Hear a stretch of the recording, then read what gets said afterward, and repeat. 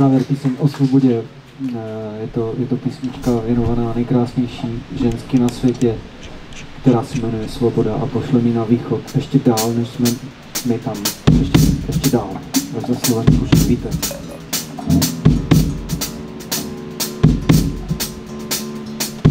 Ráno přišla, zubatá. Ráno přišla, kaťatá.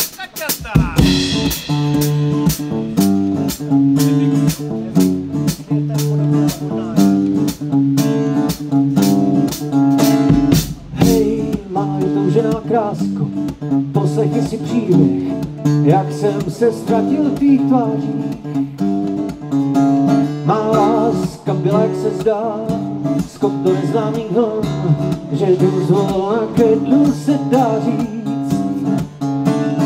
Já byl tělem trosečník a nikdy neměl ženu. Jakási byla ty to štvaný bukanýr, mráko ty, že mě pokoří tíhat těch let bez věcí na rudém moři. A najednou vítr a loď, samen bránový a tvůj hlas, tak pojď nahoru.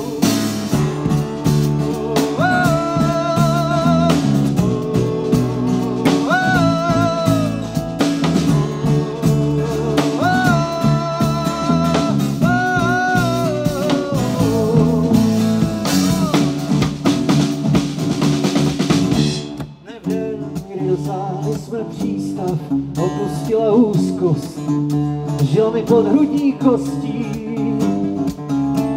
A ty, že musíš změnit přístav pustého to místa, léčit mě svou přítomností.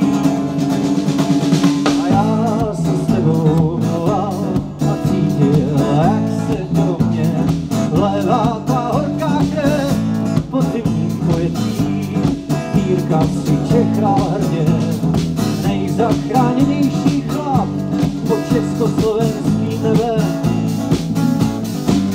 A zpíval tvůj vítr, tvou loď, klíčové chvíle a tvůj hlas, až dál nahoru.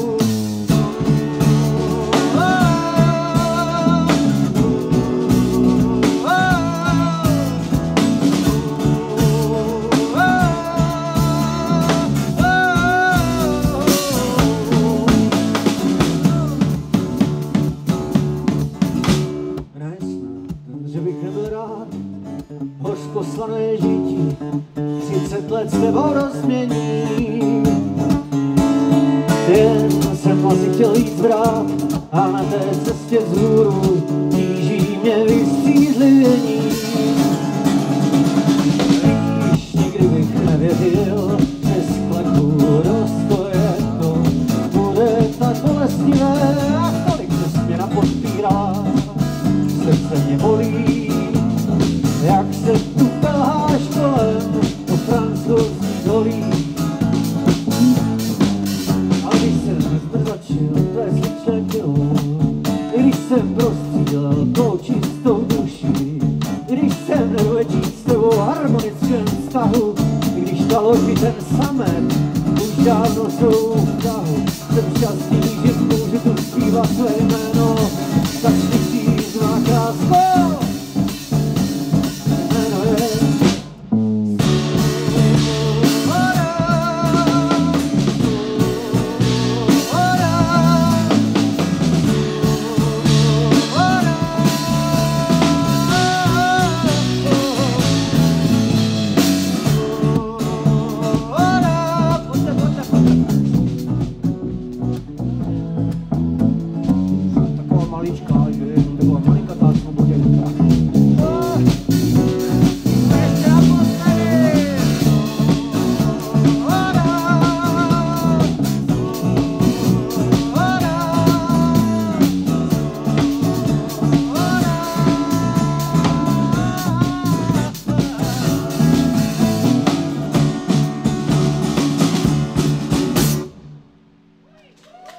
Děkuji.